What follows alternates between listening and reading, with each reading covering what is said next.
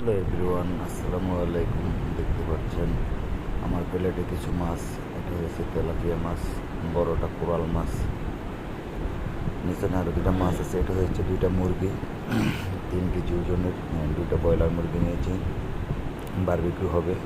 বারবিকিউর এই মশলাগুলি দেখেন, এখানে আছে সস, আদা বাটা, রসুন বাটা, মশলা বাটা, সরিষার তেল, রাঁধুনি মশলা।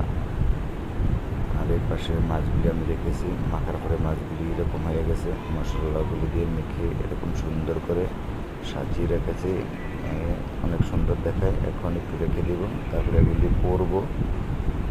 পুরোটা অনেক সুন্দর হয় দেখেন, মাখার পরে অনেক সুন্দর দেখায়। পরলে আরও সুন্দর লাগে। পোড়া হচ্ছে মাছগুলিকে অনেক সুন্দরভাবে পুড়ে একটু তৈল মাখতে হয় একটু পরে পরে, তো মাছগুলো পুড়ে যায়। সুন্দর বারবিকিউ, খেতে অনেক স্বাদ তেলাপিয়া মাছের। তো সবাই ভালো থাকবেন। আসসালামু আলাইকুম রহমতুল্লাহ।